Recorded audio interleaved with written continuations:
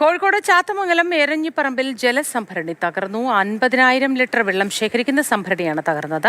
വെള്ളം 2 വീടുകളുടെ മുറ്റത്തേക്ക് ഒഴുകി.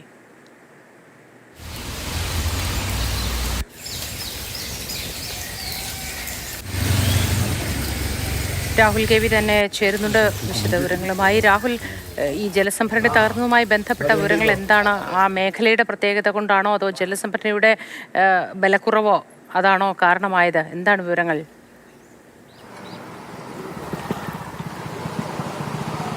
130 വർഷം പഴക്കമുള്ള ജലസംഭരണിയാണ്. ഇന്നലെ രാത്രി ടാങ്ക് നിറച്ചിരുന്നു. പ്രദേശത്ത് 120ഓളം കുടുംബങ്ങൾ ആശ്രയിക്കുന്ന കുടിവെള്ള പദ്ധതി കൂടിയാണ്. രാവിലെ സപ്ലൈ ചെയ്യുന്നതിന് വേണ്ടി രാത്രിയിൽ നിറച്ചു വെച്ചിരുന്നു. 12:45 കൂടിയാണ് സംഭരണിയുടെ ഒരു ഭാഗത്തെ കോൺക്രീറ്റ് തകർന്ന് വെള്ളം പുറത്തേക്ക് ഒഴുകിയത്. 50,000 ലിറ്റർ വെള്ളം പുറത്തേക്ക് ഒഴുകുന്ന ഒരവസ്ഥ. 2 വീടുകളുടെ മുറ്റത്തേക്ക് വെള്ളം ഇരച്ചെത്തുകയാണ് ഉണ്ടായിരുന്നത്.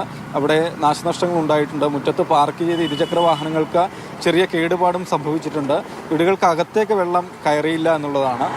സമീപത്ത് തന്നെ മറ്റൊരു ടാങ്ക് കൂടി നിർമ്മിച്ച് ഈ പദ്ധതി അതിലേക്ക് മാറ്റാൻ വേണ്ടിയുള്ള കാര്യങ്ങളൊക്കെ ചെയ്തു വരുന്നതിനിടെ കൂടിയാണ് ഇപ്പോൾ ഏതായാലും ഈ ടാങ്ക് തകർന്നു വീണിട്ടുള്ളത്. മേഖലയിലെ പറഞ്ഞതുപോലെ 120 കുടുംബങ്ങൾ ആശ്രയിക്കുന്നതാണ്. അവരുടെ കുടിവെള്ളം മുട്ടി നിൽക്കുന്ന ഒരവസ്ഥ കൂടിയാണ്. ഏതായാലും വലിയ ശബ്ദത്തോടു കൂടിയാണ് ഈ കോൺക്രീറ്റ് പാളിയും അതിനൊപ്പം തന്നെ ഇത്രയും വലിയ അളവിൽ വെള്ളവും പുറത്തേക്ക് ഒഴുകി വന്നത്.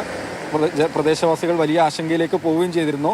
ചെറിയ നാശനഷ്ടം, ഒപ്പം തന്നെ കുടിവെള്ളം മുടങ്ങി എന്നുള്ളതാണ് വലിയ ബുദ്ധിമുട്ടായി ഇപ്പോൾ ഉള്ളത്.